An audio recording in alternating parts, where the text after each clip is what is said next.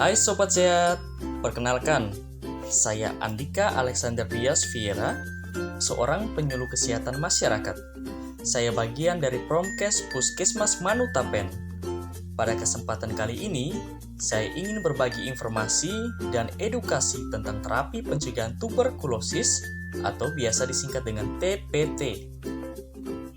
Mari kita mulai dengan perjalanan alamiah dari penyakit TBC yang dimulai dari fase di mana orang masih sehat, lalu kontak atau berada dekat dengan pasien TBC. Maka pada fase ini, orang yang sehat tersebut mulai terpapar bakteri atau kuman TBC yang keluar ke udara melalui droplet atau percikan dahak penderita TBC pada saat batuk, bersin, atau berbicara tanpa menggunakan masker.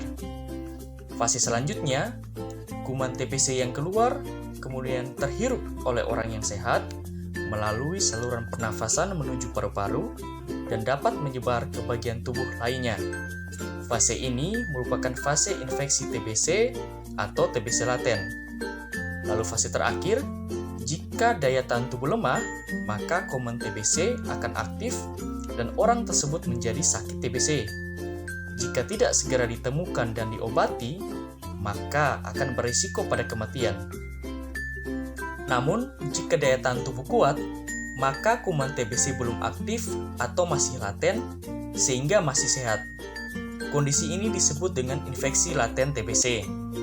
Nah, pada keadaan ini, sistem kekebalan tubuh orang yang terinfeksi tidak mampu mengeliminasi Mycobacterium tuberculosis dari tubuh secara sempurna, tetapi mampu mengendalikan bakteri TBC sehingga tidak timbul gejala sakit TBC.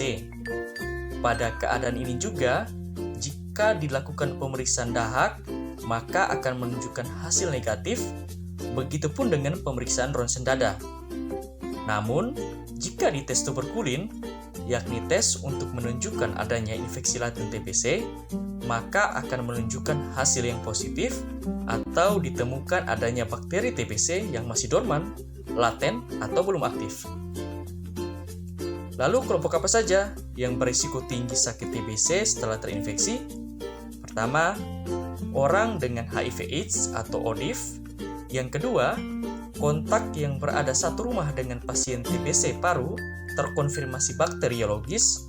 Dengan kelompok paling berisiko tinggi ialah anak usia di bawah 5 tahun atau balita, lalu diikuti dengan kontak dewasa, remaja, dan anak usia di atas 5 tahun. Yang ketiga, kelompok risiko lainnya dengan HIV negatif, seperti pasien imunodefisiensi lainnya, yakni kanker, gagal ginjal, dan lain-lain. Lalu kelompok warga binaan pemasyarakatan, sekolah berasrama, barak militer, dan pengguna narkoba suntik. Nah, kelompok-kelompok ini merupakan sasaran pemberian terapi pencegahan TBC.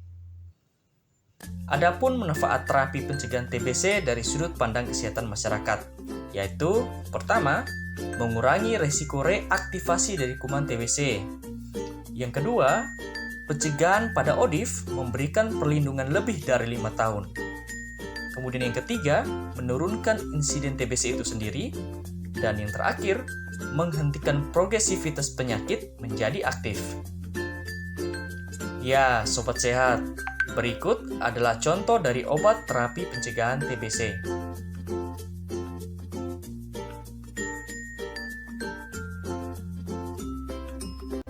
Ada 3 paduan obat TPT yang sering digunakan, yakni pertama, 6H, yaitu pemberian isoniazid atau disingkat INH, diminum setiap hari selama 6 bulan. Kemudian ada 3HR, yang merupakan paduan dari INH dan rifampicin atau disingkat HR, diminum tiap hari selama 3 bulan. Dan yang terakhir, yaitu 3HP, yang merupakan paduan dari INH dan rifapentin atau disingkat HP, diminum sekali setiap minggu selama 3 bulan. Selanjutnya, kamu perlu tahu cara minum obat terapi pencegahan TBC. Pertama, obat harus diminum secara teratur. Kedua, TPT tetap harus diminum sampai batas waktu yang ditentukan. yakni selama 3 bulan untuk paduan HR dan HP, dan selama 6 bulan untuk INH. Dan terakhir, sebaiknya obat diminum pada waktu yang sama.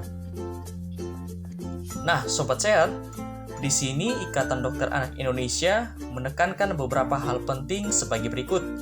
Pertama, anak terutama balita memiliki resiko tinggi untuk menjadi sakit TBC jika kontak dengan pasien TBC yang menular. Yang kedua, resiko meningkat jika ada kondisi stunting atau penyakit kronik lainnya yang menurunkan imunitas tubuh, misalnya HIV, kanker, atau gagal ginjal.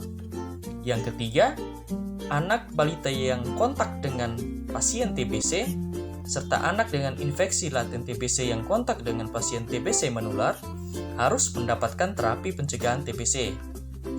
Dan yang terakhir, TPT terbukti efektif mencegah sakit TBC dan memiliki tingkat keamanan yang tinggi, efek samping yang timbul hanya sedikit dan sebagian besar ringan, serta dapat sembuh dengan sempurna. Sobat Sehat, ingat, aksi kita sekarang melalui terapi pencegahan TBC dapat menyelamatkan generasi kita di masa depan yang tampak dengan prevalensi TBC yang menurun, sehingga dapat tercapai eliminasi TBC di 2030 dan eradikasi TBC di 2050. Sobat Sehat, yuk mari kita simak testimoni dari orang tua balita yang bersedia untuk anaknya menerima terapi pencegahan TBC. Kalau untuk beta mau untuk anak sehat dan itu terbaik buat beta. Ya, sebagai orang tua, beta juga mau yang terbaik lah. Karena kan kalau ada salah satu dalam rumah sudah dapat, berarti mungkin di dalam rumah anak-anak mau pasti salah satu ikut juga. Jadi kan kalau ini ya kotong sebagai orang tua juga senang bahwa Pak Dokter dong membantu kotong dengan ya pencegahan ini obat. Dari obat mesti sehat. Ya, kasih.